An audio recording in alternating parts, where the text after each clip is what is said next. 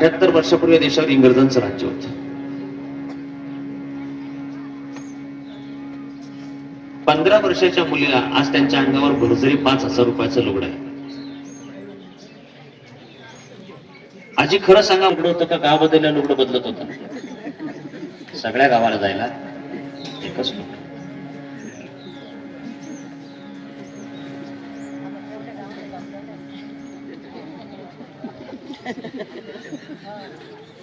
आता आमचं कपाट भरलंय.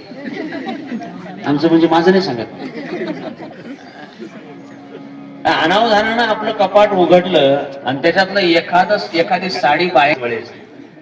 जी बाई साडी काढायला गेली तिने सापडायची सुद्धा इडलं नाही. ते समोर बसलेले आहेत, सोनाबाई आपल्या समोर आहेत. सगळ्या गावाला जायला एकच लुगडं होतं, तरी पण समाधान. राम कृष्ण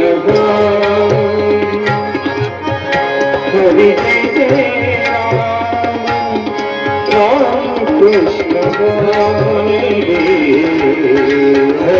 जय राम, राम कृष्ण हरि हरि जय राम, राम कृष्ण हरि जय जय राम, राम कृष्ण हरि जय जय राम, जय राम, राम कृष्ण हरि जय जय राम, राम कृष्ण हरि जय जय राम, राम कृष्ण हरि जय जय राम, राम कृष्ण हरि जय जय राम, राम कृष्ण हरि जय राम, राम कृष्ण हरि जय जय राम, राम कृष्ण हरि जय जय राम, राम कृष्ण हरि जय जय राम, राम कृष्ण हरि जय जय राम, राम कृष्ण राम कृष्ण राम कृष्ण.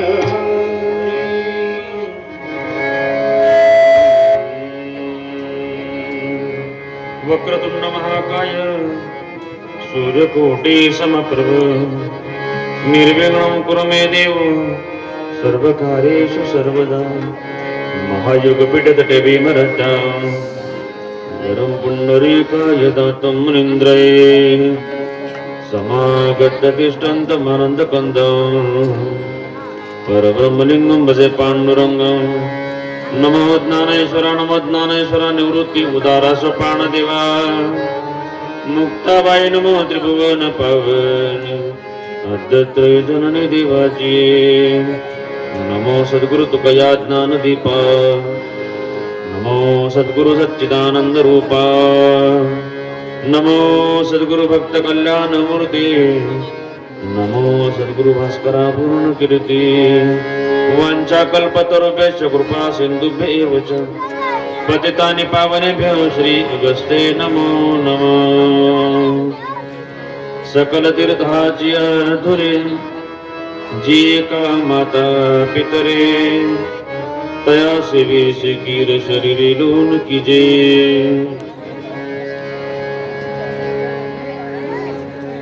मस्तक माझा पायावरी, मस्तक माझा पायावरी,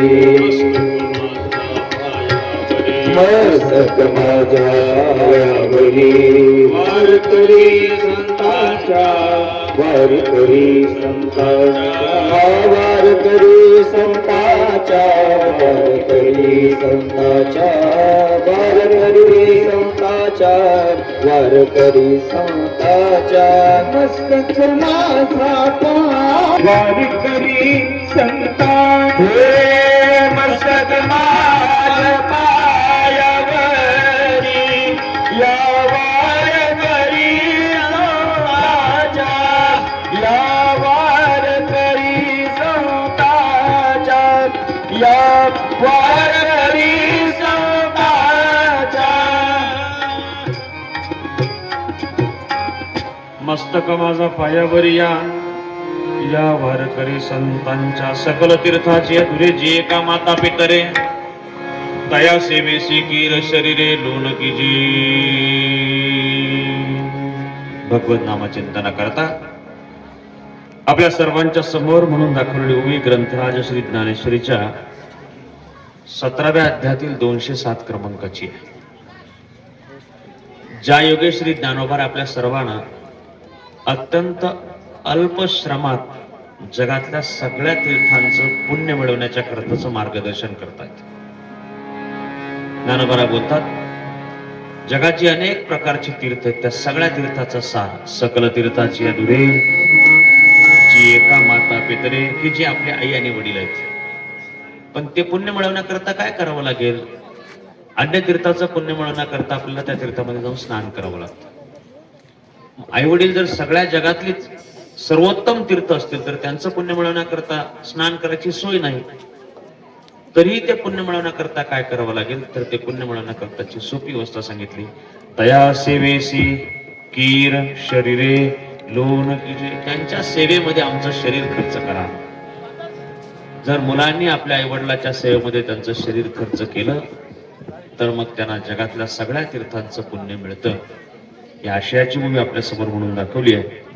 काय विचार आहे महाराजांचा थोडस सविस्तर चिंतन आपण प्रासंगिक वेळेत करणार आहोत. तत्पूर्वी ज्या निमित्तानं आपण या ठिकाणी जमलात ते निमित्त आपणा सर्वांना ज्ञात आहे. वक्त्याचं कर्तव्य या नात्यानं प्रसंगानुसार काहीसा परिहार देणं गरजेचं आहे. म्हणून मातोश्री सोनाबाई बबनराव हंडे यांचा हा 85वा अभिष्ट चिंतन सोहळा,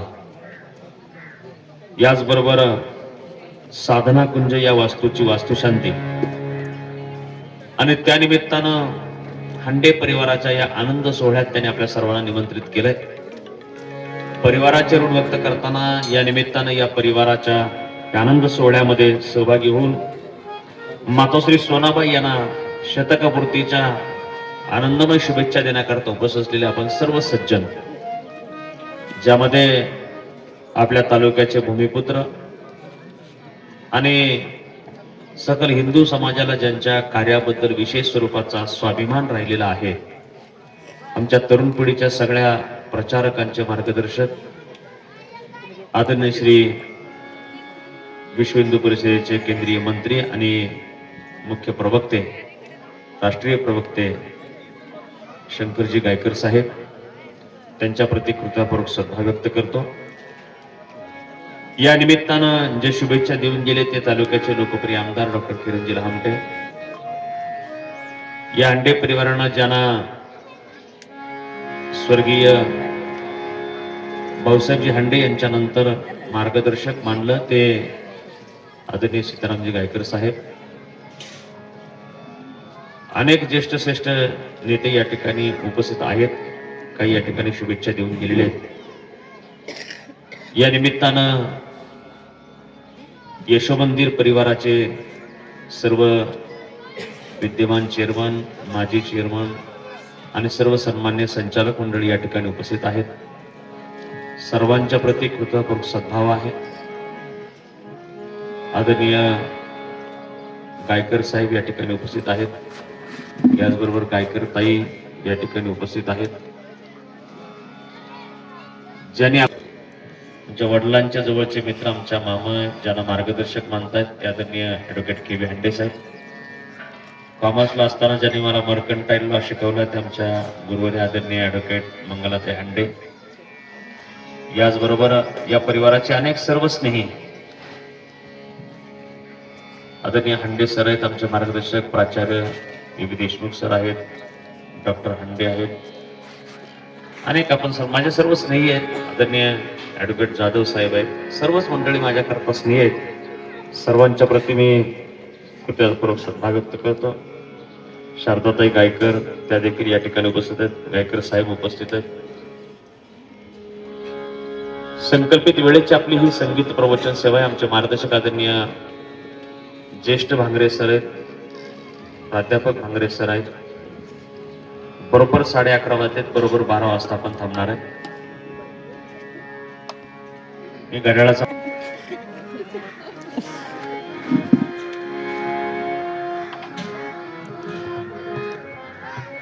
खरं म्हणजे आपल्या आईच्या प्रतीची कृतज्ञता व्यक्त करणं हा हंडे साहेबांच्या अंतकरणातली भावना होती. परिवारामध्ये हंडे साहेबांच्या पश्चात त्यांचे धाकटे बंधू नामदेवजी हंडे, जे SBI मधून सेवानिवृत्त आहेत. या त्यांच्या कन्या अलकाताई, जे या गावच्या पूर्व सरपंच राहिलेल्या आहेत. मातोश्रींना आपली एक कन्या गेल्याचं देखील त्या ठिकाणी दुःख आहे. कैलासवासी मीनाताई बबनराव काळे, त्यांच्या दोन्ही सुना ऍडव्होकेट मंगलताई हंडे आणि साधनाताई त्या गृहिणी आहेत. तर त्यांचा सन्मान व्हावा या द्वय अर्थानं त्यांनी या बंगल्यालाच नाव साधना कुंज दिलं. ते टीव्हीला काहीतरी मालिका आहे, आई सध्या काय करते वगैरे काहीतरी. आमच्या घरी काही टीव्ही नाही 10 वर्षापासून, त्यामुळे मला माहित नाही, पण आपलं थोडंसं ऐकून आहे. बऱ्यापैकी असं असतं की बाबा गृहिणी म्हणजे घरीच असते, तिला काही तेवढं विशेष काम नसतं. पण सकाळपासून संध्याकाळपर्यंत त्याला फुरसत पण मिळत नसते.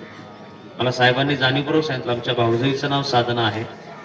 आणि साधना तर तप या अर्थानं की आमच्या पूर्वजांची इथे वस्ती राहिलेली आहे, वडील या ठिकाणी राहिलेले आहेत, आई या ठिकाणी राहिलेली आहेत. तर तशा अर्थानं या पूर्वजांची जिथे उभी हयात गेली, तर त्यांचे त्या वास्तव्यानं पवित्र झालेली भूमी आहे, त्यांच्या साधनेनं, त्यांच्या श्रमानं पवित्र झालेली भूमी आहे.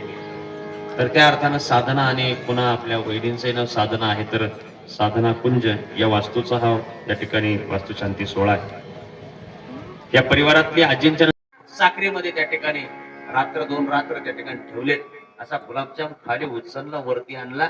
मी एवढं बोट केले बरं, एवढं नाही, एवढं जोशीच्या गुलाबजाम एवढं बोट, तेवढं गुलाब असा दाबला ना, त्याचा रोमारोमातून पाक बाहेर येतो. आणि असा गुलाबजाम जिभेवर ठेवला, नुसता जिभेनं वरती टाळू दाबला, दाताना नाही चावायचा बरं, नुसता जिभेनं वरती टाळू मध्ये असा दाबला ना, तरी त्या गुलाबजामचं पाणी होते. आता नका तोंडाला पाणी येऊ दिले, तरी त्या गुलाबजामचं पाणी होते. इतका चांगला गुलाबजाम, खायची इच्छा आहे, वाढणाऱ्याचा आग्रह आहे, आणि तरी त्यांना म्हणलं खा, खात नाही. त्यानं विचारलं का खात नाही?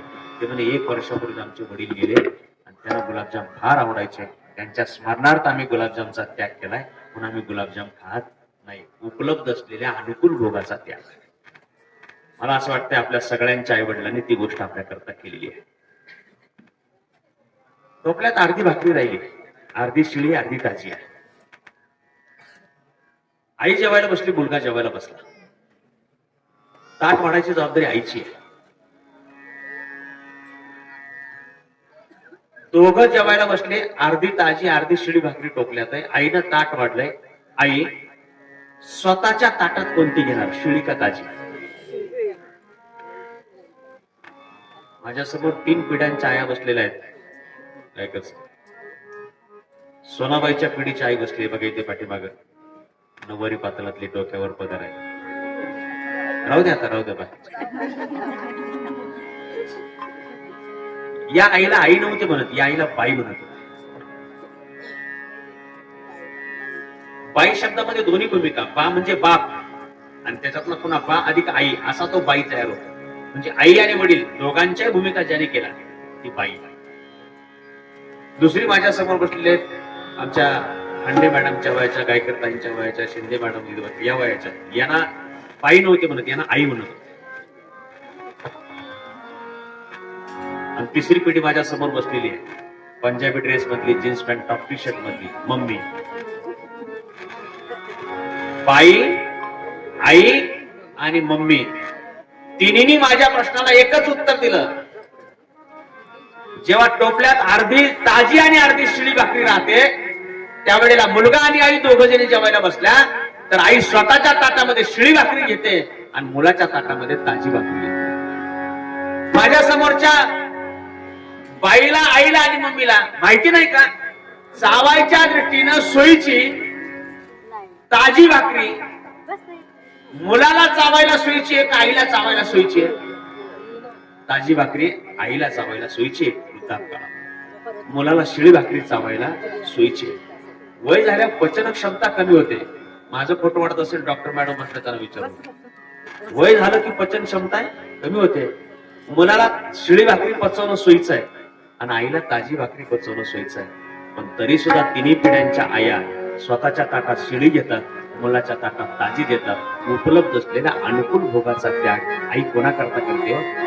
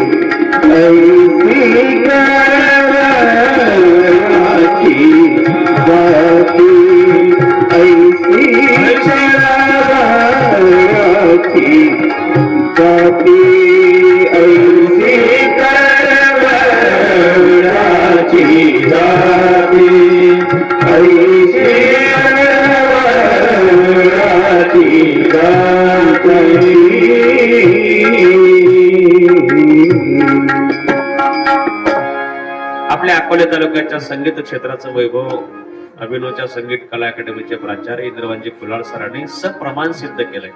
स्वतः तुकोबराची 450 वर्षापूर्वीची भाषा आहे. ऐसी कळवळ्याची जाती करी लाभाविन प्रीती. आई आपल्या मुलावर लाभाच्या अपेक्षेशिवाय प्रेम करते. तुकोबरानं जगातल्या सगळ्या नात्यापैकी फक्त आई संबंधानं लिहिलंय, ऐसी कळवळ्याची जाती करी लाभाविन प्रीती. जर आई लाभाच्या अपेक्षेला प्रेम करते, मग उरलेली नाती लाभाच्या अपेक्षेने प्रेम करतात का? मला माहित नाही. पण तुकोबरा फक्त आईबद्दलच एवढं वापरतात. याचा अर्थ उरलेल्या लोकांचं प्रेम कसं आहे? इकडे बघा, आपण सगळी माणसं रोज दुसऱ्याच्या सुखदुःखात जातो. आपण सगळी माणसं रोज दुसऱ्याच्या सुखदुःखात जाताना कोणाच्या सुखदुःखात जातो? आपला नियम आहे, जो आमच्या सुखदुःखात येतो आम्ही त्याच्या सुखदुःखात जातो, जो आमच्या सुखदुःखात येत नाही आपण त्याच्या सुखदुःखात जात नाही. जो आमच्या बरोबर चांगला आम्ही त्याच्या बरोबर चांगले, जो आमच्या बरोबर चांगला नाही आम्ही त्याच्याबरोबर चांगले. सासू आमच्या बरोबर चांगली आम्ही तिच्या बरोबर चांगले, सासू आमच्या बरोबर चांगली नाही आम्ही तिच्या बरोबर चांगले. सून आमच्या बरोबर चांगली आम्ही तिच्या बरोबर चांगले, सून आमच्या बरोबर चांगली नाही आम्ही पण तिच्या बरोबर चांगले नाही. आईच्या संबंधानं मात्र स्वतः श्री एकनाथ महाराज असं म्हणतात, बाळाचे जे जे अपराध माता नत करीतयासी क्रोध. म्हणे मुलगा आपला अपराधी जरी असला तरी आई त्याच्यावर मात्र राग धरत करी लाभाविन प्रीती.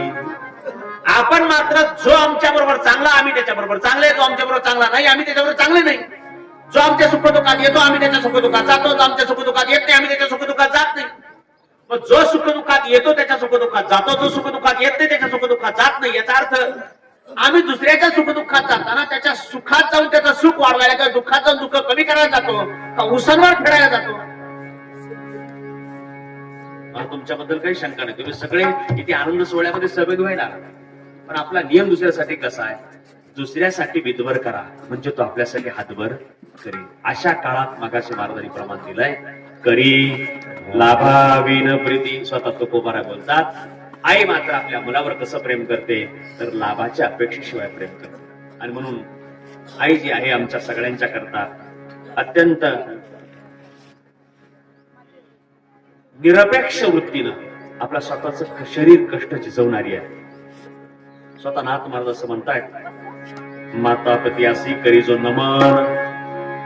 बघा बरं, मगाशी गायकर साहेबांनी सांगितलं होतं की ज्यांना आई वडील आहेत, ज्यांना आई वडील नाहीत त्यांना त्यांची उणीव जाणवते पण मिळत नाहीत, आणि अनेकांना आहेत पण कळत नाहीत.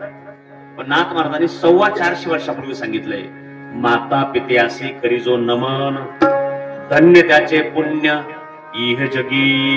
या जगामध्ये जो आई वडिलांचं नमन करतो म्हणजे नमस्कार करतो, आई वडिलांना जो नमस्कार करतो, आई वडिलांचं जो दर्शन घेतो, त्याच्या पुण्याकरता या जगामध्ये दुसरी त्याचं मोजमाप करण्याकरता दुसरी कुठली व्यवस्था नाही. धन्यतयाचे पुण्य इह जोगी, धन्यतयाचे पुण्य इह लोकी. या जगामध्ये जो आई वडिलांचा नमस्कार करतो त्याच्या पुण्याची मोजमाप करण्याची अजून यंत्रणा तयार झाली नाही. इतकं अगणित पुण्य. आपण पंढरपूरला गेलो ना तर आपल्याला माहिती आहे, पंढरपूरच्या पुंडलिकानं आपल्या सगळ्यांना शिकवलंय. काय शिकवलंय? पुंडलिक म्हणतो देवाची पूजा केली तर आई वडील मिळतील का नाही खात्री नाही, पण फक्त पुंडलिक आपल्याला दाखवलंय आई वडिलांची व्यवस्था केली तर मग मात्र देव मिळाल्याशिवाय राहणार. पंढरपूरला गेलो, चंद्रभागेमध्ये स्नान केलं, डायरेक्ट पांडुरंगाच्या मंदिरात जर गेलो ना आपल्याला मूर्तीचं दर्शन देवाचं नाही. मूर्ती आणि देव फरक आहे. चंद्रभागेत स्नान करा तुम्ही, डायरेक्ट पांडुरंगाच्या मंदिरात जा, मूर्तीचं दर्शन देवाचं नाही. पण चंद्रभागेचं स्नान करा, पुंडलिकाला थँक्यू म्हणा आणि त्याच्याकडून एक चिठ्ठी घेऊन जा, कारण तिथे देव कोणा करता आलाय? पुंडलिकाच्या भावार्था किंवा पुंडलिकाच्या भेटीसाठी. मग जर तो त्याच्या करता आला असेल ना तर पुंडलिक आपल्याला चिठ्ठी देत असतो, मूड पापी जैसे तैसे उतरी कासे लावू.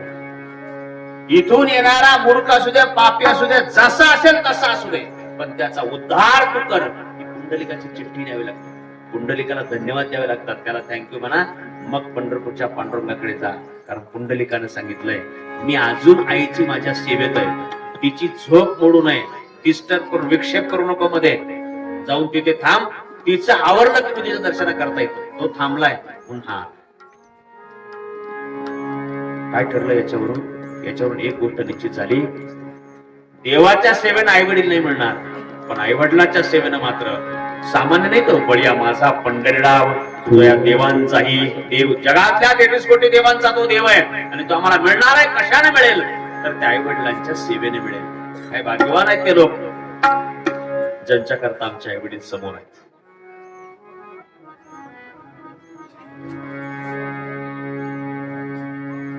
खरं म्हणजे ही जी पिढी आहे ना, या पिढीचे जे समर्पण आहे, या पिढीचा जो त्याग आहे, तो त्याग आता जर शब्दात सांगितला तर तो कल्पना वाटेल. वर्तमान काळातल्या पिढीला त्याच्यावर विश्वास सुद्धा बसणार नाही. 85 वर्ष आजींचं वय आहे. त्यावेळेच्या काळामध्ये 11-15 वर्षी लग्न होत होतं. 15 वर्षी लग्न झालं असं गृहीत धरलं तरी 17 वर्ष त्यांच्या प्रपंचाला सुरुवात, म्हणजे 70 वर्षापूर्वी त्यांच्या प्रपंचाला सुरुवात झाली. 78 वर्षापूर्वी देशावर इंग्रजांचं राज्य होतं. 15 वर्षाच्या मुलीला आज त्यांच्या अंगावर भरजरी 5,000 रुपयाचं लुगडं आहे. आजी खरं सांगा, माझ्या तरुण पिढीच्या जेवढ्या माता भगिनी इथे बसल्यात ना त्यांना कळालं पाहिजे, तुम्ही तुमच्या प्रपंचाला सुरुवात केली त्यावेळेला सगळ्या गावाला जायला एकच लुगडं होतं का गाव बदलल्या लुगडं बदलत होतं? सगळ्या गावाला जायला एकच लुगडं.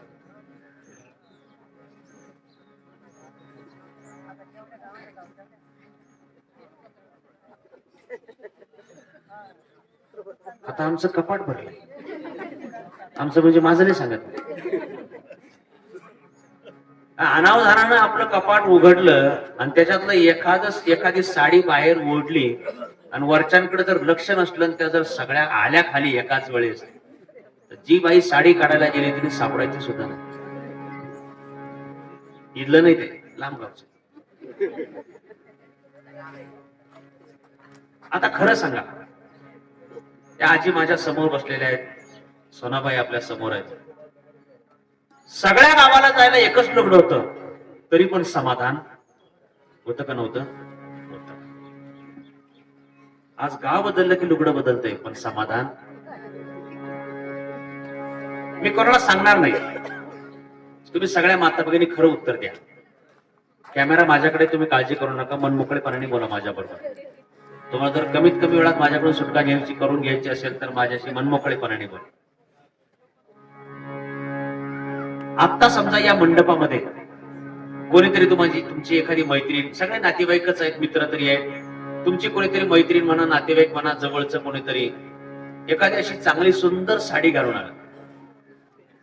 जशी साडी तुमच्या कपाटामध्ये नाही, जाताना काय सेल्फी काढणार का तिच्या बरोबर?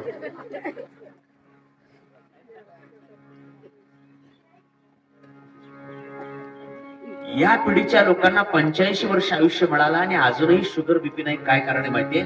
यांनी कोणाबरोबर स्पर्धा नाही केली. त्यांच्या मनामध्ये कोणाबद्दल ईर्ष्या नाही, कोणाबद्दल स्पर्धा नाही. त्यांनी त्यांच्या जगण्याचा आनंद घेतला. 70 वर्षापूर्वी त्यांना कुटुंबातल्या कुठल्याच निर्णयामध्ये विचारलं गेलेलं नाही, कुठल्याच नाही. उलट त्यांनी घरातलं जे काम करायचं ना, ते प्रत्येक काम विचारून करायचं.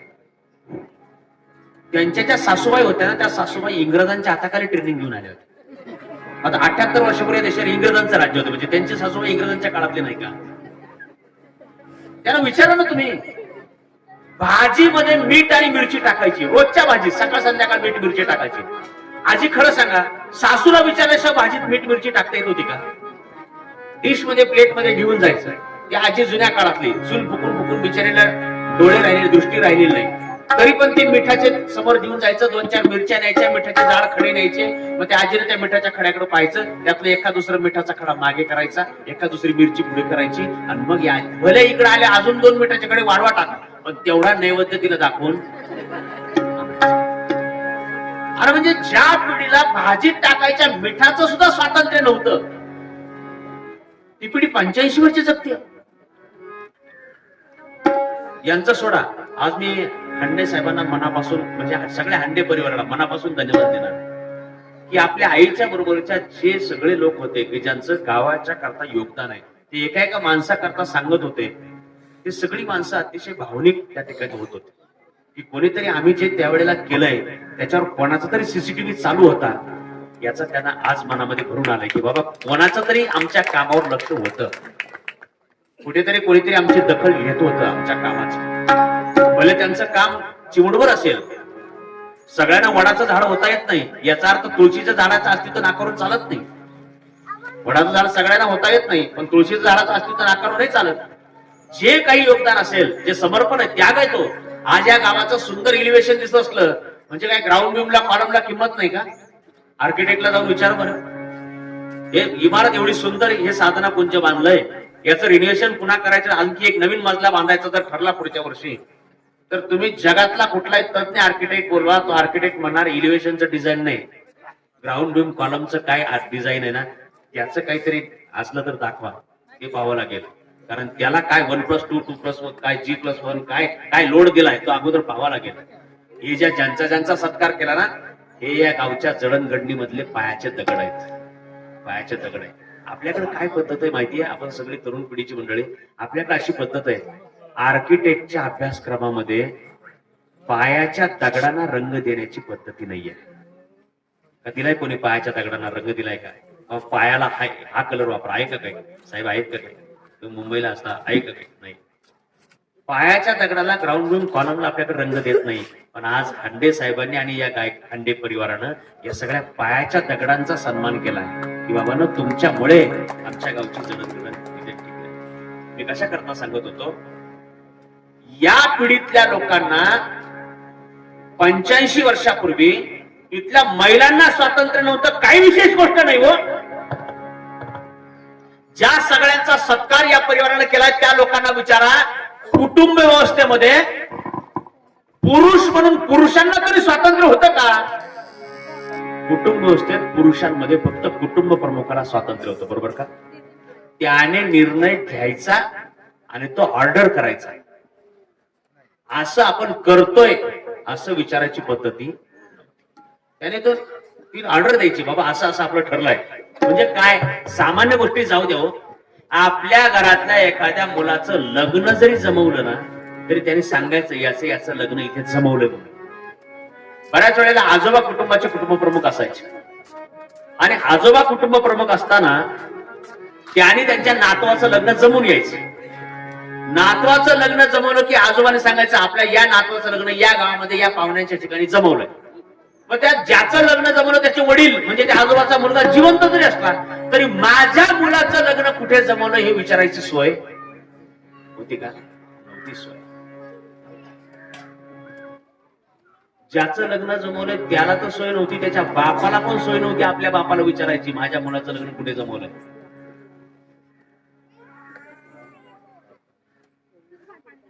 बाबा तुमची नवरी पाहायला तुम्ही स्वतः गेले होते का? तेव्हा नाही. ते म्हणजे आता तवाचं काढू नको तू, आपलं इथपर्यंत कडेला आणलंय. माझ्यावर त्यांचं प्रेम आहे म्हणून मी त्यांना तो प्रश्न विचारू शकतो. मी कशा करता सांगतो, इकडे बघा माझ्याकडे. ज्या पिढीतल्या लोकांना साहेब, ज्या पिढीतल्या लोकांना पत्नीला आपला पती कोण असावा याचं स्वातंत्र्य नव्हतं, काही विशेष गोष्ट नाही, पतीलाही आपली पत्नी कोण असावी याचं स्वातंत्र्य नव्हतं, तरीही 20 वर्षापूर्वी मातोश्रीचे पती बबनराव गेले. 19 वर्षांपूर्वी, साधारण 70 वर्षापूर्वी ते इथे आल्यात, म्हणजे 50 वर्ष त्यांचा प्रपंच झाला. 50 वर्ष. ज्या काळातल्या पतीला आपली पत्नी कोण असेल याचं स्वातंत्र्य नव्हतं, तरी 50 वर्ष संसार प्रपंच झाला आहे. इथे माझ्या पसंतीनं होणार नसेल तर मी जन्मदाते आई बापाला सोडायला तयार आहे, पण माझी पसंती सोडायला तयार नाही. साहेबांच्या निमित्त अनेक वकील जमलेले तिथे. माझी सगळ्यांना प्रामाणिकपणाची विनंती, मला खरं सांगा, माझं अज्ञान जाण्याकरता विचारतो, बरं माझं अज्ञान जाण्याकरता विचारतो. घटस्फोटाचं प्रमाण पसंतीच्या काळात जास्त आहे का बिगर पसंतीच्या काळात जास्त आहे? कोणत्या काळात जास्त आहे? याचा अर्थ काय झाला माहितीये तुम्हाला? याचा अर्थ असा झाला, प्रत्येक गोष्ट आपल्याच मनाप्रमाणे झाली म्हणजे आनंद असतो असं नाही. सोनाबाई आमच्या करता आयडॉल आहेत. कुटुंबाच्या करता जर आम्ही आनंदाच्या करता आमच्या स्वतःच्या आनंदाच्या क्षणांचं समर्पण केलं तर आपलं जीवन 85 वर्षापर्यंत आम्हाला आनंददायी जगता येतं. आणि ज्यांच्या करता तो त्याग केला ते लोक आमच्या कष्टाची, श्रमाची, त्यागाची जाणीव ठेवणारी पिढी, संस्कारक्षम पिढी जन्माला येते. नुसते शिक्षित असणं वेगळं आणि शिक्षणासह आम्ही कोणामुळे मोठा आहोत त्यांच्या त्यागाचं ऋण मनामध्ये ठेवणारे जे शिक्षण असतं ना त्यांना शिक्षित नाही म्हणता येत. काय साहेब, त्यांना सुशिक्षित म्हणावं लागतं. त्यांना सुशिक्षित म्हणावं. एरवी नुसतं शिकून भरपूर लोक आहेत आपल्या बाजूला, नुसते शिकलेले लोक भरपूर आहेत. पण तुम्हाला खरं सांगू, जेव्हा आम्ही कोणामुळे मोठं त्यांच्या त्यागाचं ऋण आमच्या मनामध्ये असेल ना त्यावेळेला मात्र आम्ही नुसते शिक्षित नसतो, आम्ही सुशिक्षित असतो. मग आम्ही सजग लोक असतो, आम्ही जागे असतो. आणि याचा परिणाम काय होतो, आम्ही ज्यांच्या करता आमच्या त्यागातलं ऋण, त्यांच्या त्यागाचं ऋण आमच्या मनामध्ये ठेवतो ना, आम्हाला पुढच्या पिढ्यांना आमच्या प्रती कृतज्ञ राहायला शिकवावं लागत नाही. कोळी कन्या पुत्र मोठी कोळी कन्या पुत्र मोठी कोळी कन्या पुत्र मोठी देसा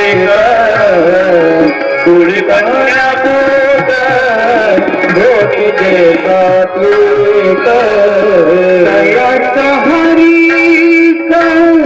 वाटे देवा दयाचा हरी पुढच्या बाजूला पुढच्या वाटे देवा तुझी कन्या तुझी पुढच्या बाजूला या पुढे कन्या पुत्र मोठी कन्या पुत्र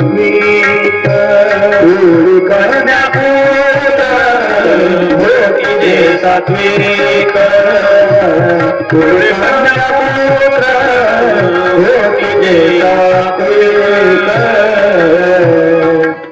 शिक्षित झालो.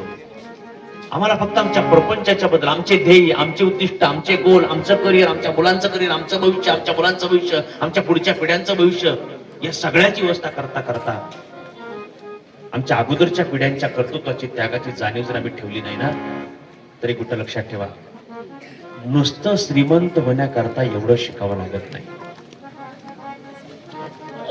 अजून पुढे बोलू का? मला माफ करा. करिअर करण्याकरता सुद्धा एवढं शिकावं लागत नाही. पैसे मिळवण्याकरता जसं एवढं शिकावं लागत नाही ना, तसं करिअर साठी पण एवढं शिकावं लागत नाही. आणि माझं जर खोटं असेल तर मला समजावून सांगा, आमच्या सोनाबाईचं करिअर झालं का नाही झालं? सोनाबाईचं करिअर नाही झालं का? नाही झालं? याच्यापेक्षा काय करिअर पाहिजे अजून? याच्यापेक्षा काय करिअरची व्याख्या काय मला सांगा ना. मला माहिती असलेली व्याख्या सांगतो. वाढावे संतान, गृही भावे धन धान्य, ही करिअरची व्याख्या आहे. म्हणजे माझ्यानंतर मुलंबाळ असावीत, असलेल्या मुलाबाळांकरता धन आणि धान्य असावं, ही 450 वर्षापूर्वी महाराजांनी सांगितलेली व्याख्या आहे. मग आपण जे प्राप्त करतोय ना करिअर म्हणून, जे मिळवतोय, काय मिळवतोय? दुसरं धन आणि धान्य एवढंच मिळवतोय ना. धान्य म्हणजे उपजीविकेची व्यवस्था, अन्न वस्त्र निवारा, आणि धन म्हणजे स्थावर जंगम मालमत्ता. करिअर म्हणून आपल्या ज्या विश लिस्ट मध्ये आपण जे लिहिलंय, जागेन आपण आपल्या विश लिस्ट मध्ये आपण जे लिहिलंय, याच्यामध्ये धन आणि धान्य या पलीकडचं काय आहे? मग करिअर करण्याकरता जर आमच्या सोनाबाईचं करिअर झालं असेल तर सोनाबाई तेवढी शिकलेली पण नाही. आणि करिअर जर सोनाबाईचं झालं असेल तर आमची सोनाबाई तशा प्रकारच्या श्रीमंती करता आपण जसं सारखं घड्याळाच्या काट्याच्या पुढे पळतोय, इतकी पळापळ पण त्यांनी केलेली नाही. फक्त सूत्र ठेवलंय. मगाशी महाराजांनी सांगितलं, तुका म्हणे तेथे सुखा काय उणे राहे समाधान चित्ताच्या. आपल्या स्वतःचा परिवार आनंदी राहण्याकरता जर समर्पण कराल तर आपल्या स्वतःच्या जीवनामध्ये आनंद निर्माण करण्याची जबाबदारी देवाची आहे. माझ्यामुळे कोणाला तरी आनंद मिळतो याचा आनंद खूप मोठा आहे, पण आमचं असं ठरलंय, सगळा आनंद मलाच मिळाला पाहिजे. सगळं काय असेल ते मलाच मिळालं पाहिजे. ईर्ष्या स्पर्धा इतरांच्या बरोबर या पिढीतल्या लोकांनी केली नाही, म्हणून त्यांचं जीवन आनंदी आहे. सांगू का तुम्हाला, इथून पुढे जर तुम्हाला कोणी 80-85 वर्षाचा माणूस भेटला आणि त्याला शुगर डायबिटीस नसेल तर अजून 2-5 वर्षात आपल्याला त्या माणसाबरोबर सेल्फी काढावं लागेल. म्हणून सांगतो तुम्हाला, पुढच्या पिढ्यात दाखवतील, अरे हा माणूस आहे ना, बघ याच्याबरोबर याला शुगर नव्हती, डायबिटीस. 40 वर्ष जर एखाद्या माणसाला इथून पुढच्या काळामध्ये डायबिटीस नसेल ना, तरी पण लोक म्हणतील काय भाग्यवान माणूस आहे, याला अजून शुगर नाही, याला अजून डायबिटीस. का बरं होत नाही? डॉक्टर इथे बसले, त्याला विचारा तुम्ही. 30-35 वर्षी जेव्हा आपल्याला शुगर बीपी होतो, डॉक्टरांकडे जातो, डॉक्टर म्हणतात ती गोळी घ्या, कुठपर्यंत घ्या, जोपर्यंत राहायचा असेल तोपर्यंत घ्या. गोळी खायला हरकत नाही, 25-30 रुपयाला स्ट्रीप मिळते, खाऊ काय हरकत नाही. पण गोळी खाताना डॉक्टरांना फक्त कारण विचारा, का खायची? डॉक्टर तुम्हाला सांगतात तुम्हाला स्ट्रेस आहे. स्ट्रेस म्हणजे मराठीमध्ये तणाव. माझं अज्ञान जाण्याकरता विचारतो, मला सांगा, तणाव ही प्रक्रिया शरीराची आहे का मनाची आहे? तणाव प्रक्रिया कशाची आहे? मनाची आहे. तुकोपर्यंत 450 वर्षापूर्वी सल्ला दिलाय, मन करा रे प्रसन्न सर्व सिद्धीचे कारण. आमचं मन प्रसन्न, जर जगातल्या सगळ्या सिद्धी आमच्या सोबत आहे. ही पिढी इतरांबरोबर स्पर्धा करत जगली नाही, आपल्या स्वतःचं मन प्रसन्न ठेवून जगली. आणि म्हणून जर आम्हाला उत्तम अशा प्रकारचं आरोग्य आमचं जर जावं असं वाटत असेल तर महाराज म्हणतात काय करा, आणि अशा प्रकारचं कर्म करा की आमचं कर्म येणाऱ्या काळात आमच्या सगळ्यांच्या वाट्याला आनंद देणार असले पाहिजे. केले कर्म झाले तेची भोगाले, ही नाथ महाराजांची भाषा आहे. जग जीवनाचे सार घ्यावे जाणून सत्वर. जग जीवनाचे सार घ्यावे जाणून सत्वर. जैसे ज्याचे कर्म तैसे फळ देतो रे ईश्वर. जैसे ज्याचे कर्म तैसे फळ देतो रे ईश्वर. जैसे ज्याचे कर्म तैसे फळ देतो रे ईश्वर. जय जीवनाचे सार घ्यावे जाणून सत्वर. जग जीवनाचे सार घ्यावे जाणून सत्वर. जैसे ज्याचे कर्म तैसे फळ देतो रे ईश्वर. जैसे ज्याचे कर्म तैसे फळ देतो रे ईश्वर. ज्ञानी असो की अज्ञानी तुझी एक आहे जाण. मृत्यूला न चुकवी कोणी थोर असो अथवा सारा, सोड सोड माया सारी, सोड सोड माया सारी, आहे जग हे नश्वर, कैसे ज्याचे कर्म तैसे फळ देतो रे ईश्वर, कैसे ज्याचे कर्म तैसे फळ देतो रे ईश्वर.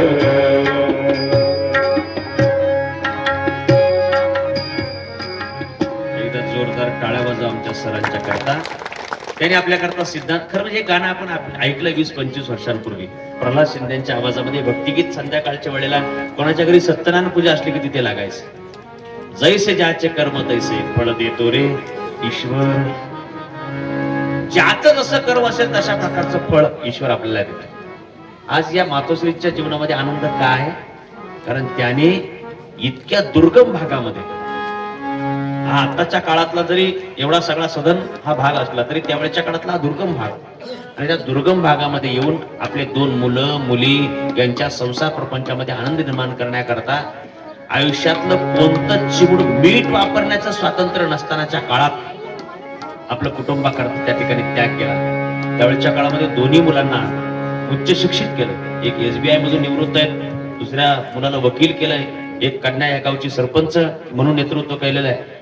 जरी एक कन्या त्या ठिकाणी लवकर गेल्याचं दुःख त्यांच्या मनामध्ये असलं तरी ह्या परिवाराकरता जे काही त्यागाचं कर्म केलं त्याचा परिणाम या परिवारानं आज त्यांच्या प्रति कृतज्ञ व्यक्त केलं. म्हणजे शेतकऱ्याचा नियम आहे, आपल्याला माहिती आहे. शेतकऱ्याचा नियम काय? पेरलं तेच, बोला बोला बोला, पेरलं तेच उगवतं. कोकरकर साहेब इथे बसलेले आहेत. कृषी भूषण म्हणजे शेती क्षेत्राशी त्यांचा चांगला संबंध आहे. पेरलं तेच उगवतं हा जो नियम आहे ना, हा नियम नाही बदलला, हा नियम आजही तोच आहे. म्हणजे सोनाबाईच्या बरोबरच्या पिढीच्या समोर जे म्हातारे बसली त्या सगळ्या ज्येष्ठांनी ढेकळात पेरलंय, ढेकळाच्या वावरामध्ये पेरलंय. पुढे गेल्यावर ढेकळातलं बंद झालं, गादी वाफ्यावर पेरायला लागले.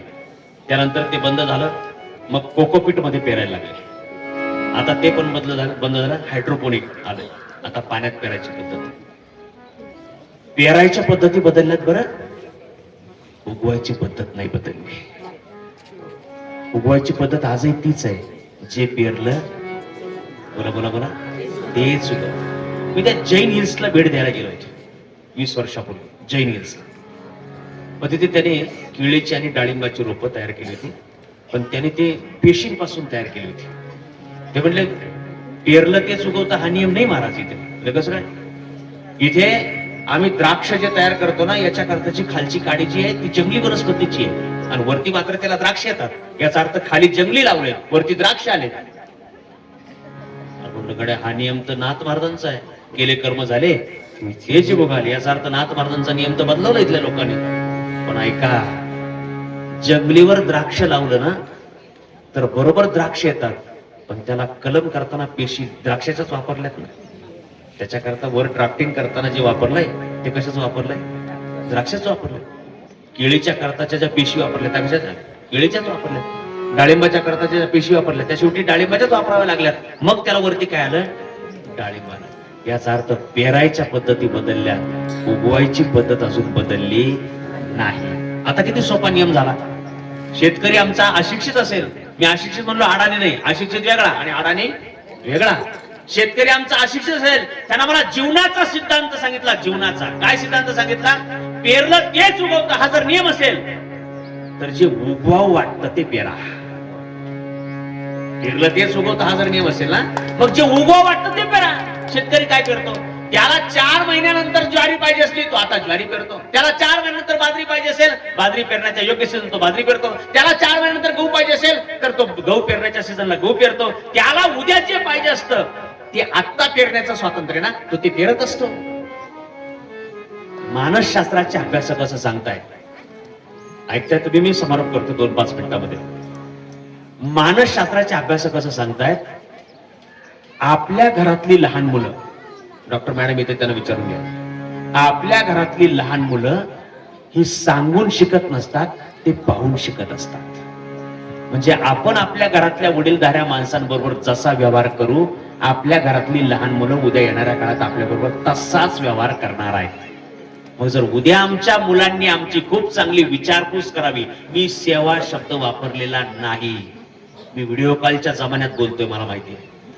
म्हणून आपल्या मुलाबाळांनी आपली खूप चांगली विचारपूस करावी असं वाटत असेल तर आता आमच्या घरात जे ज्येष्ठ बसलेत ना, त्यांची आम्ही विचारपूस चांगली केली पाहिजे. कारण आम्ही आता त्यांच्या विचारपूसच्या निमित्तानं जे पेरणार आहोत, उद्या तेच आपल्या करता. बोला बोला बोला बोला. जर आता घरात असलेल्या वडीलधाऱ्यांची नाही, कदाचित आपल्याला एवढा मोठा मंडप घालून सगळ्यांना जेवण देता येणार, कदाचित आपली परिस्थिती नाही.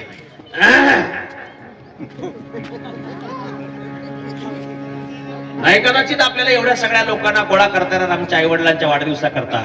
पण आहे त्यांची आमच्या घरात जर 2 वेळेला आपण जेवणाला बसायच्या पूर्वी जेवले का म्हणून जर चौकशी केली नाही, तयार राहा. नेम काय ठरलाय आपला? विसरले? खरं म्हणजे त्यांनी पेरेल ते उगवलं असं सांगितलंय, पण शेतकऱ्याचा नियम पेरेल ते उगवलं नाही, पेरलं तेच चकार. चकार महत्वाचा आहे. चकार काय शिकवतो मराठी व्याकरणामध्ये? एका गोष्टीला निश्चितता आणि अन्यांना व्यावृत्तता देण्याकरता मराठी व्याकरणात चकार वापरला जातो. पेरलं ते नाही उगवत, पेरलं तेच उगवतं. म्हणजे आता जर आम्ही चौकशी केली नाही, तयार राहा. व्हिडिओ कॉल सुद्धा येणार. मी नाही बोललो बरं, हे नाही, मी काहीच नाही बोललेलो अजून, मी काहीच नाही. मी प्रवचनाच्या समारोपाकडे जातो. एक गोष्ट सांगतो आणि थांबतो. आपल्याला सगळ्या समारोपात सरांच्या मुखातून आई माझी मायेचा सागर ऐकायचा आहे. त्याच्यापूर्वी फक्त एक गोष्ट सांगतो आपल्या कर्माच्या संबंधाने. आपण जे काही छोटं मोठं कर्म करणार आहे ना, आपण संपलो तरी आपलं कर्म संपत नाही. त्याच्या कुठेतरी त्याची नोंद चालू असते. कोणाचा तरी सीसीटीव्ही चालू असतो. आत्ताच्या तरुण पिढीला विचारला, या टोपीवाल्या धोत्र्यावाल्या माणसांचं काय काम आहे, त्यांना सांगता येणार नाही. पण याचा अर्थ त्यांनी केलेलं काम मिटलं का? नाही मिटलं. सत्कार झाला मगाशी त्यांचा, सत्कार झाला. कोणीतरी त्याची नोंद घेत आहे. सीसीटीव्हीच्या समोरून कोणी जात असलं ना, जाणाऱ्यांना फक्त बोर्ड दिसतो, कॅमेरा नाही दिसत. जाणाऱ्यांना फक्त बोर्ड दिसतो, कॅमेरा दिसतो का? दिसत नाही. पण कॅमेऱ्याचा मालक जिथे असेल तिथे त्याला मात्र त्या मोबाईलवर आपल्या कॅमेऱ्यातून कोण कोण गेलं दिसतंय का नाही दिसत. त्याला असा ऍक्सेस घेऊन ठेवला असतो. त्याला जिथे देश परदेशात असतो तिथे त्याला दिसतंय बरोबर, दिसतंय त्याला बरोबर. घडलेली गोष्ट सांगतो थांबतो. आपण केलेलं कर्म कुणी ना कुणीतरी त्याची नोंद घेत असतो, कुठे ना कुठे त्याची चालू असते. आपल्या भागात घडलेली गोष्ट आहे. एका कुटुंबातली एक म्हातारी आजींच्या वयाची, जुन्या काळामध्ये कष्ट केलेले, वृद्धाप काळामध्ये फक्त स्वास्थ्य अस्वस्थ झालं, त्यामध्ये तर पॅरालाइज झाल्या. पॅरालिसवर बेडवर 12 वर्ष राहिल्या. 12 वर्ष बेडवर राहिल्या. पैकीची 4 वर्ष तर इकडून तिकडून निदान फिरत तरी होत्या. 8 वर्ष इकडून तिकडून फिरत होत्या. 4 वर्ष मात्र एकाच जागेवर होत्या. या 4 वर्षाच्या काळामध्ये त्यांच्या 2 सुनांनी त्यांची उत्तम व्यवस्था केली. त्यांना एकूण 3 सुना होत्या, परंतु एक नोकरीच्या निमित्तानं बाहेर राहत होते, 2 मात्र तिथे जवळ राहत होते. म्हणजे दोघींनी त्यांची खूप चांगली सेवा केली.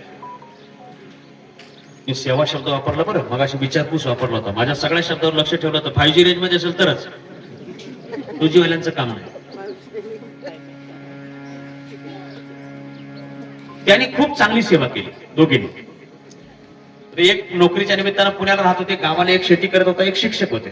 म्हणजे त्यांची त्या दोघी सहभागी होती, एका ठिकाणी राहत होत्या. मग त्यांनी त्यांची चांगली व्यवस्था सेवा त्या म्हातारीची केली. 4 वर्ष एखाद्या बाईला सगळे व्यवहार बेडवर करायचे आहेत म्हणजे काय पराकाष्ठा असतील ना, तर तुम्ही त्याचा आपण इमॅजिन पण नाही करू शकत. तिथे बसून हॉस्पिटलमध्ये असलं ना तर ते सगळं होऊन जातं. तिथले वॉर्ड बॉय असतात, स्वीपर असतात, सगळे येतात, ते वारंवार सगळे बेडशीट बदलतात, सगळी स्वच्छता करतात, सगळं करतात. घरी तेवढं प्रत्यक्ष करायचं म्हणजे बोलायचं काम नाही. पण त्या दोन्ही सुनांनी मात्र त्यांची खूप चांगली व्यवस्था केली, खूप चांगली. कुटुंब परिवार जरा राजकीय सामाजिक क्षेत्रातला होता. अनेक लोकांची उठबस असायची. घर काही असं आत्ताच्या काळातलं आर्किटेक्ट करून डिझाईन करून घेतलेलं घर नव्हतं बाबा. वेटिंग रूम वेगळा, हॉल वेगळा, डायनिंग वेगळा, किचन वेगळा, बेड वेगळा, पुन्हा त्यातल्या त्यात ज्येष्ठांचा बेड वेगळा, मास्टर बेड वेगळा, गेस्ट रूम वेगळा, पुन्हा काही नाही, कॉमन घर. आलं ओसरी मध्ये एक नाचघर, पुढे चुलीचं घर, किचन, असं. ते म्हातारीची व्यवस्था तिथे त्या ओसरीवरच होती. आले गेले माणसं तिथं बसायचे, तिथंच म्हातारी असायची. 4 वर्ष सगळे जेवणासहित सगळे व्यवहार बेडवर होते.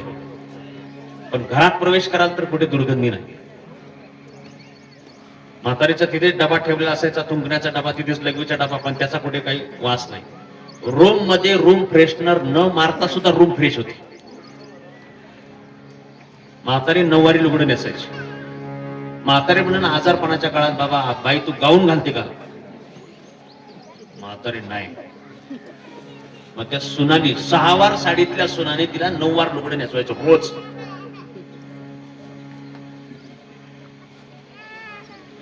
म्हातारीला म्हटलं बाबा टिकली लावते का? नाही. कुंकू.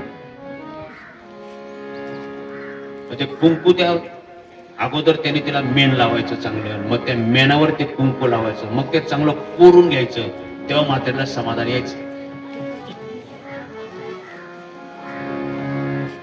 तरी सुद्धा 4 वर्ष त्या सुनाने खूप चांगली सेवा केली. आल्या गेल्याना कळायचं सुना व्यवस्था करतायत, पाहुण्याला कळायचं सुना व्यवस्था करतात, गावकीतल्या लोकांना कळायचं सुना व्यवस्था करतात. अजून पुढे जाऊन का भावकीतल्या लोकांना सुद्धा कळायचं की सुना व्यवस्था करतात. एरवी भावकीतल्याला चांगलं दिसत नाही म्हणतात, तोंडावर नाही म्हणले. साहेब आपण सगळे नित्य प्रवासात आहे. मी एकदा प्रवासामध्ये असताना एका गाडीवर एक वाक्य वाचलं. ते वाक्य इतकं सुंदर, इतकं पॉझिटिव्ह वाक्य होतं ना. मला अजून तेवढा पॉझिटिव्ह माणूस भेटला नाही बरं साहेब, अजून भेटला. काय काय गाड्यांवरचे तर वाक्य असे असतात. त्या नाशिकच्या द्वारकावर मी त्या परवा दिंडोरी प्रवचन करून येत होतो.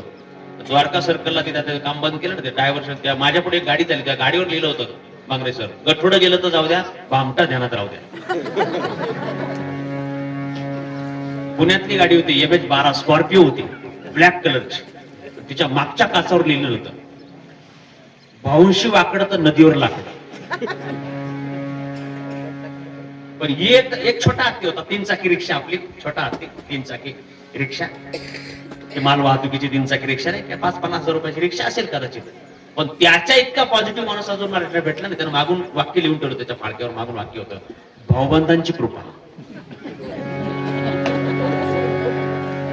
म्हणलं हे वाक्य आपल्या याला ठेवलं पाहिजे, रोज आपल्याला तिथे दाखवा.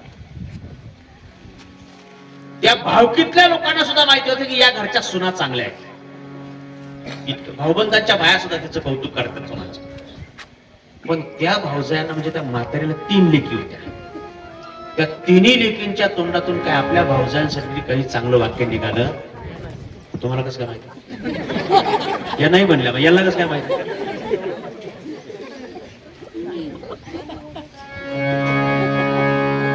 घरोघरी हे म्हणले बरं, हे म्हणले, तुमचं पाहून घ्या जिकडे तिकडे. त्या भावजाय, त्या ननंदांनी काय आपल्या भावजायांसाठी कधी 2 शब्द खर्च केले नाही. त्या भावजाया थोड्या हर्ट व्हायच्या. आमचा नेहमीचा परिवार असल्यामुळं त्याच्या घरी जाणं येणं व्हायचं.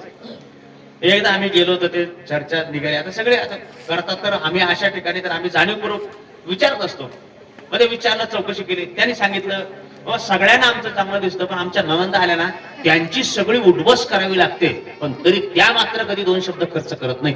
त्यामुळे हर्ट व्हायचं, दुःखी व्हायचं. मी त्याला प्रश्न विचारला, त्या प्रश्नाचं उत्तर त्याने दिलं, फार सुंदर आहे, तेवढं सांगतो थांबतो. त्यानं विचारलं, का तुम्ही ज्या आईची म्हातारीची उत्तम व्यवस्था करताय, खूप चांगली सेवा करताय, त्या ननंदाने तुम्हाला चांगलं म्हणावं म्हणून करताय का तुम्हाला स्वतः चांगलं करावं वाटतं म्हणून करताय? त्याने दिलं उत्तर फार सुंदर आहे. म्हणजे ते तुम्हाला कामाला येईल, जेव्हा तुम्ही महिलांचं काउन्सिलिंग करता तेव्हा तुम्हाला कामाला येईल. त्याने दिलं उत्तर आहे, लक्षपूर्वक आहे का सगळ्या माता भगिनी. त्यांनी सांगितलं, आम्ही कोणीतरी आम्हाला चांगलं म्हणावं म्हणून ही सेवा करत नाही, आमच्या आई वडिलांचे तसे संस्कार आहे म्हणून करतोय.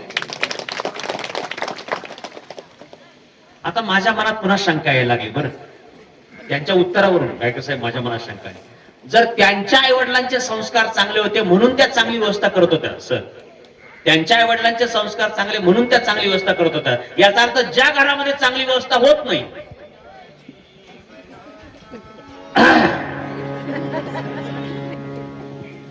आता कोण म्हणलं तुला काय करायचं? त्यांनी सांगितलं आम्ही चांगले संस्कार आमच्या आई वडिलांनी आमच्यावर केले म्हणून आम्ही त्यांची चांगली व्यवस्था करतोय. जर कदाचित एखाद्या माणसांच्या घरामध्ये चांगली व्यवस्था झाली नाही आपल्या घरातल्या ज्येष्ठांची, तर त्या ज्येष्ठाची तक्रार नाहीये, पण सीसीटीव्ही चालू आहे, तुमच्या आई वडिलांच्या संस्कारावर प्रश्न निर्माण होईल. मी म्हणतो म्हणून नाही, त्या सुनाने दिलेलं उत्तर आहे त्यावरून. जर कोणी चांगली व्यवस्था करत नसेल तर आई वडिलांच्या संस्कारावर प्रश्न निर्माण होईल, आणि आपल्या आई वडिलांच्या संस्कारांच्या समोर आमचं करिअर क्षुल्लक गोष्ट आहे, आमचं भविष्य क्षुल्लक गोष्ट आहे. आपल्या आई वडिलांच्या संस्काराचा प्रश्न निर्माण होणार असेल ना, कोणी आमच्या आईला बोलणार असेल, कोणी आमच्या वडिलांच्या विचारावर जर प्रश्न निर्माण करणार असेल, प्रश्न उठवणार असेल, तर त्याच्यासमोर आमच्या मुलांचं करिअर सुद्धा क्षुल्लक गोष्ट आहे. पण आपल्या आई वडिलांचे संस्कार मात्र त्याच्याशी तडजोड होता कामा. बोला बोला बोला, त्याची तडजोड होता कामा, अजिबात तडजोड नाही. माझी मायेचा सागर दिला तिने जीवनाकार. आई वडील माझे थोर काय सांगू त्यांचे उपकार. जीवनाच्या वाटेवरती किती असतो त्यांचा आधार. आई माझी मायेचा सागर तुला जीवनाकार. आई माझी मायेचा सागर दिला तिने जीवनाकार.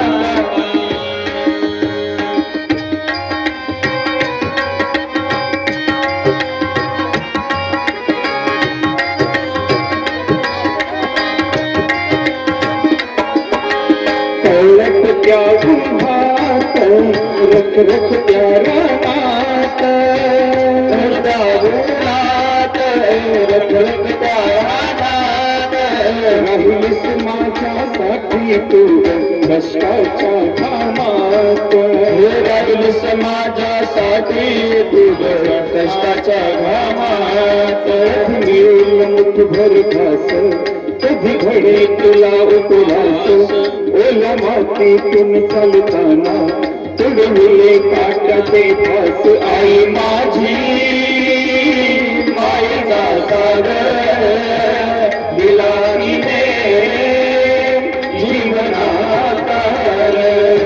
आई माझी मायेचा सागर दिला तिने जीवनाकार. नभीची चांदणी तू ग चंद्राची कोर. नभीची चांदणी तू ग चंद्राची कोर. शीतल तुझी छाया मला हवी जीवनभर. शीतल तुझी छाया मला हवी जीवनभर. तुझ्या शीतल छायेमध्ये उभ आयुष्य वेचील. आई देवाची मी ग आई तुलाच ग मागेन. आई माझी मायेचा सागर दिला तिने जीवनाकार. आई माझी मायेचा सागर दिला तिने जीवनाकार.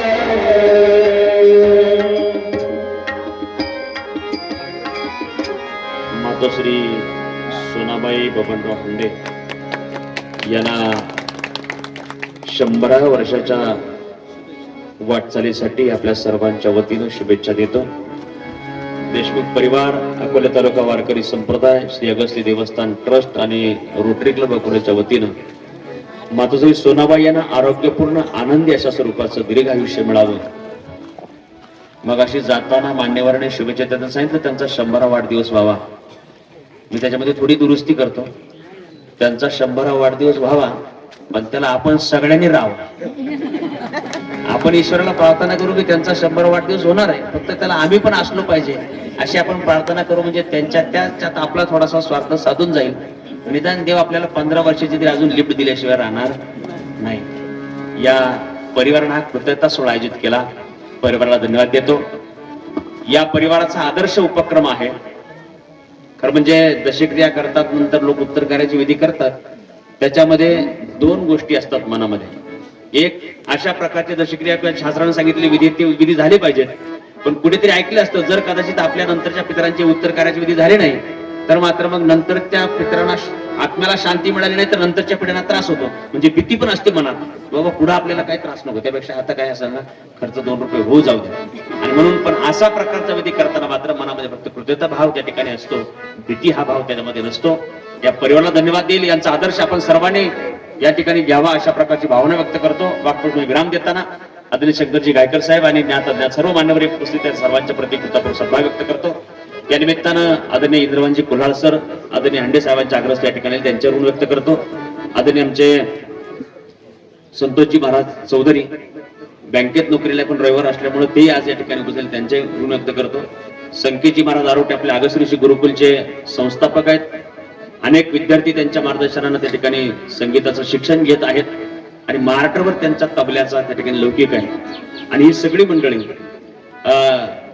एक आपल्या अंतकरणामध्ये सामाजिक जाणीव ठेवून महाराष्ट्रभर फिरणारी आहे.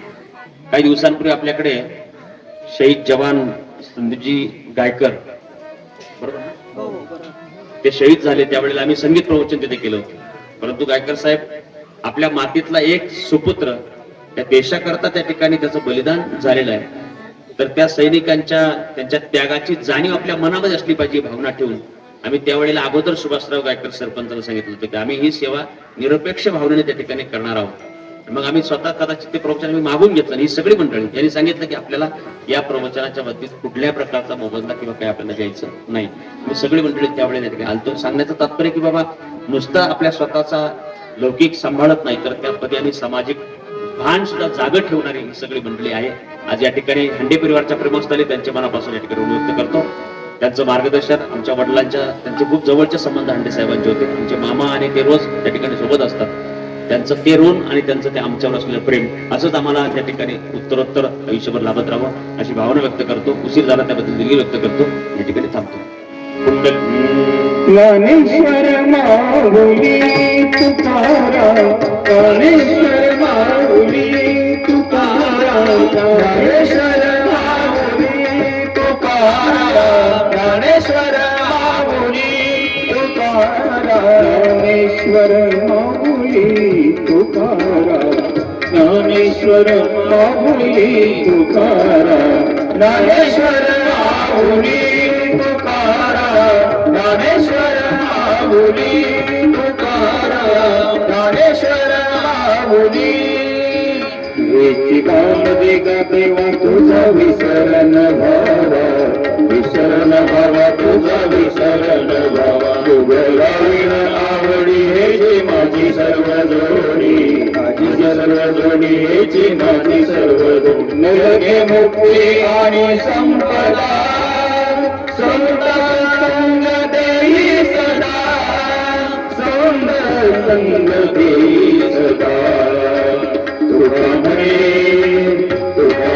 गर्भवास सुरे घालावे आमासी, घालावे आमासी सुटे घालावे आमासी. गुणगायन आवडी हेचे माझी सर्व जोडी, माझी सर्व जोडी हेचे माझी सर्व जोडी. ज्ञानदेव तुकाराम, ज्ञानदेव तुकाराम, तुकाराम तुकाराम कुंडली कोला विठ्ठल श्री ज्ञानदेव तुकाराम भगवान की जय.